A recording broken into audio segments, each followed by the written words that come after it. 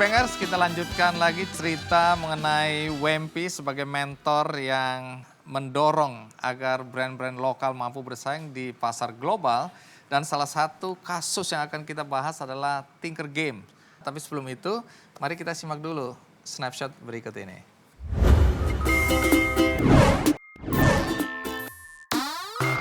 Potensi industri game yang besar di Indonesia menginspirasi Muhammad Aji Santika untuk mendirikan Tinker Games di tahun 2011 bersama 4 orang rekannya.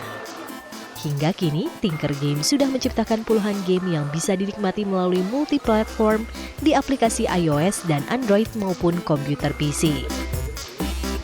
Yang menarik, Tinker Games selalu memasukkan unsur lokal ke dalam game buatan mereka. Salah satunya Inheritage. Game ini memadukan unsur cerita daerah dan musik tradisional di dalamnya.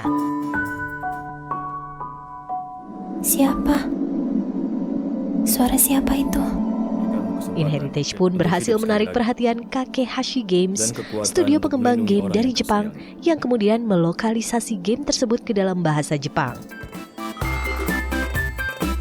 Kini, Aji beserta 10 orang tim dan 50 karyawannya di Tinker Games terus melebarkan sayap dan berharap market share game buatan Indonesia bisa mencapai 40% di tahun 2018.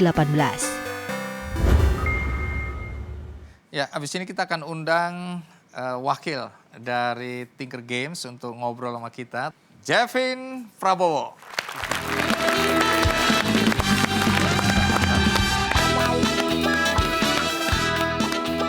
Jevin, apa kabar? Wah, dari senyumnya ini kita lihat masa depannya cerah ini ya. Cerah, sangat cerah. Oke, Jevin, tadi kita cerita tentang bagaimana Tinker Games ya, anak-anak muda yang berjuang dengan passion yang tinggi untuk menghasilkan karya-karya inovasi ya, kreatif.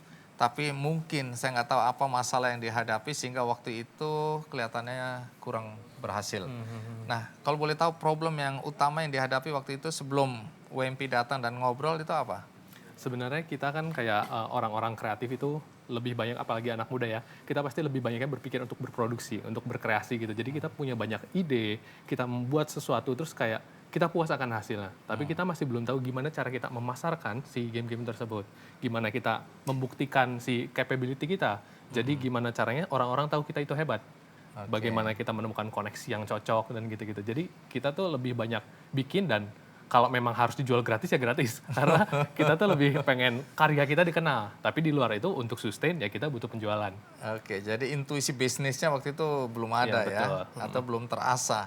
Nah sekarang ke WMP. WMP, waktu melihat kondisi mereka yang sebenarnya menurut Anda kan karyanya potensial ya, tapi mereka tidak mampu memasarkannya atau belum mampu waktu itu ya.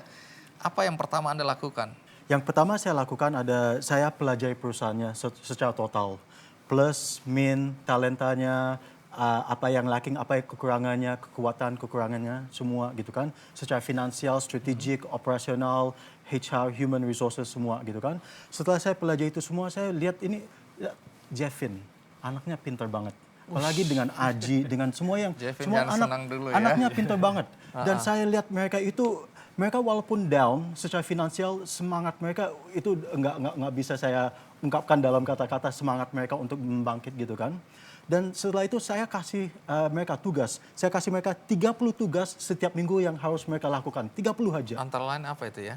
Tugasnya dari branding, dari websitenya, dari koneksinya, pokoknya semuanya. Hal finansial saya suruhkan, saya kasih preskriptif. Seperti dokter mengasih obat kepada orang yang sakit gitu kan. Iya. Dan saya janji sama mereka, kalau Anda siap belajar, saya siap mengajar gitu kan. Dan mereka harus menurunkan dan membuangkan ego mereka, masing-masing ego. Membuangkan ego mereka dan mendengarkan saya gitu kan. Pelajarannya adalah kalau kita membuangkan atau itu kan ego kita dan udah siap, benar siap untuk belajar dan take action, your world can change. Dan dalam 1 tahun kalau mereka bisa dapat 800 miliar, bayangin ini bukan low tech atau apa yang produk-produk yang biasa aja gitu kan. Tapi ini adalah high tech. Ini adalah intellectual property. Ini benar-benar anak yang technologically, creatively advance gitu kan. Nah, tunggu, saya membayangkan ya, setelah minum obat mereka mengikuti apa yang Anda anjurkan ya, karena Anda expertnya. Nah, dapat dari mana itu 800.000 US dollar itu? Kita beda strategi sekarang. Jadinya saya nggak izinkan mereka apa yang mereka mau lakukan aja secara kreatif. Mau mereka mau project ini, Nggak bisa suka-suka nggak ya? boleh suka-suka mereka lagi. saya sudah memberi direksi. Kalian hanya boleh melakukan project A, B, C, D, E, F, G, dan saya koneksikan mereka ke beberapa klien-klien yang besar yang siap untuk membayar mereka gitu untuk jadi kreatif. Tapi saya mau tahu nih, bagaimana ini andalan InHeritage ya? Ini produk sudah diluncurkan atau belum? Kalau InHeritage kita udah keluar di Google Play juga, ada Oke. di App Store juga ada. Dan kita juga kemarin udah bawa ini ke Tokyo Game Show juga. Jadi kita udah bikin versi Jepangnya juga. Oh, apa keunikan dari game ini? Atau game ini bercerita tentang apa? Ceritanya sih agak fantasi ya, jadi tentang gadis yang hampir mati kemudian dikasih kekuatan dari macan putih. Kita sengaja membawa macan putih karena dia khas Bandung. Terus kita kasih semacam ornamen batik juga untuk mengenalkan budaya Indonesia. Di mana batiknya ini? Ini yang di belakang yang kuning ini sebenarnya dia batik gitu. kuning batik. Ya itu Oke. betul bisa dilihat. Iya, iya. Dan ini juga kita di sini ada voice overnya, semua ada suara ngomong dan itu semua suara bahasa Indonesia. Kali ini kondisinya lumayan parah. Sebaiknya kita segera ke sana. Bahasa Indonesia. Siap. Lah, tapi kan nggak susah dipasarkan Kita pakai subtitle bahasa Inggris. subtitle. Iya, oke. Di luar itu juga kita kalau udah main itu kita ada segmen ensiklopedi. Jadi kalau misalkan udah main terus dapat data-data, ensiklopedi itu ada tentang budaya-budaya Indonesia. Kayak misalkan binatang khas Indonesia, batik Indonesia apa aja. Dan ini lokasinya semuanya di Indonesia, ini di monumen di Bandung. Terus nanti kita pindah ke Garut juga, kita pindah ke Jakarta. Oh, ini karena kalian memang dari Bandung ya. Ya, Jadi betul. mempromosikan Jawa Barat ini ya. Oke, satu waktu bikin Papua ya. Dalam rencana. Baik. Tinker Game juga dapat banyak penghargaan ini ya. Kalau dilihat dari piala-piala yang ada di sini, kemudian ada sertifikat atau piagam. Terus komik ini apa ya? Nah, ini kebetulan dari si InHeritage sendiri kita mengeluarkan selain gamenya itu ada artbooknya juga. Jadi mungkin untuk yang nggak suka main game atau tapi tetap penasaran dengan InHeritage, kita kasih lihat kayak ini Tokoh-tokoh yang ada di Betul. dalam game ini juga ada ya, diceritakan di sini ya. Ini ada kayak batiknya apa aja, Oh, terus batiknya apa, terus ada gambar ini ya. Nah, kembali ke Wempi. Wempi tidak mudah untuk menembus pasar internasional, pasar global. Karena masing-masing negara kelihatannya dengan caranya ya berusaha memprotek agar produk-produk mereka itu tetap kuat di negeri mereka.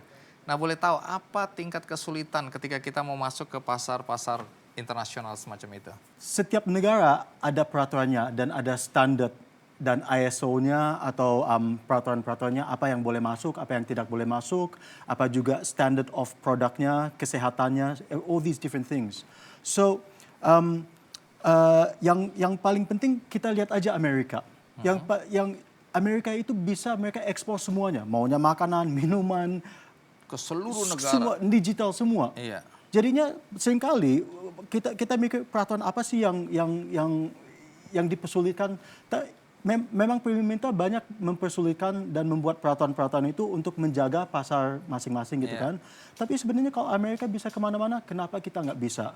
Itu dia menurut saya adalah mental, kita harus ada offensive strategy dan defensive strategy. Kita ada strategi yang bagaimana kita bisa defend pasar Indonesia dan bagaimana kita juga bisa attack overseas market.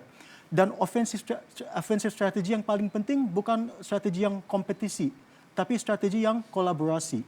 Oh, dengan Partner di luar negeri. Ya, partner di luar ya, di mana negara itu di mana kita mau pasarkan Ya. produk kita kolaborasi dengan perusahaan-perusahaan di situ ya.